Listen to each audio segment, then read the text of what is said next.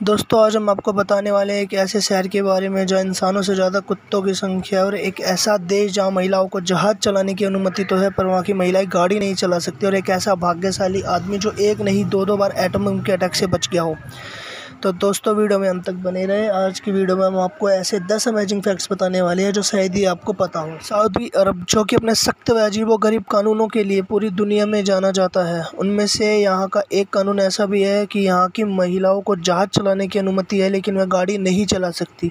हालांकि यह कानून 2019 में ख़त्म कर दिया गया था, लेकिन अभी भी महिलाओं को गाड़ी चलाने की अनुमति पाने के लिए बहुत सी मुश्किलों का सामना करना पड़ता है। दोस्तों ताश का खेल तो आपने भी खेला होगा, और ताश के पत्तों में 4 राजा होते हैं, ये बात सबको पता है। लेकिन एक बात जो कि कम ही लोगों को पता है वो ये है कि इनमें से 3 राजाओं की मूंछें होती है और एक राजा की मूंछ नहीं होती, और वो राजा होता है किंग ऑफ हार्ट्स, यानी कि पान का बादशाह।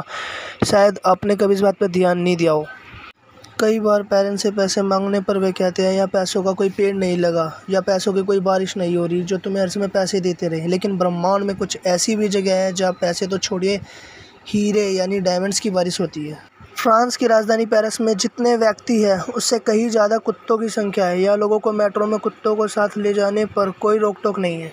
शतरंज दुनिया के सबसे ज़्यादा दिमागी कसरत कराने वाले खेलों में से एक है। शतरंज का आविष्कार भारत में हुआ था। मनोवैज्ञानिकों का कहना है कि शतरंज खेलने से दिमाग की बौद्धिक क्षमता में सुधार आता है और जटिल प्रश्नों को सुलझाने की शक्ति बढ़ती है।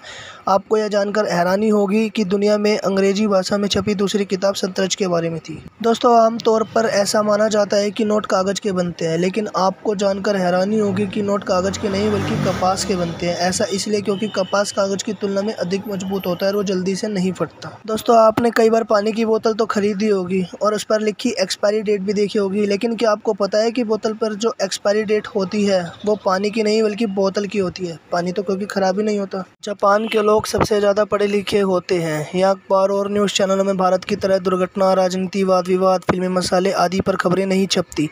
यहाँ पर अखबारों में आधुनिक जानकारी और आवश्यक खबरें ही छपती है, और यह बात पूरी तरह सत्य है।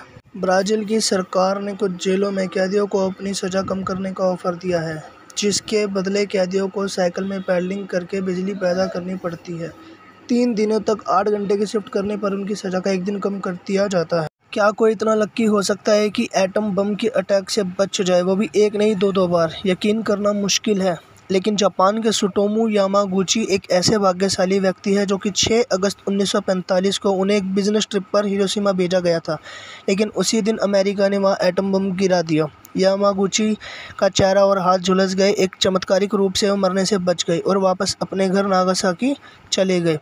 3 दिन बाद अमेरिका ने वहां भी एक एटम बम गिरा दिया। इस हमले में उनका घर बर्बाद हो गया, पर सौभाग्य से उस वक्त वो और उनका परिवार एक ऐसी सुरक्षित जगह पर मौजूद था कि सबके सब बच गए। दोस्तों वीडियो अच्छी लगी हो तो लाइक कर देना, शेयर कर देना और चैनल को सब्सक्राइब कर देना।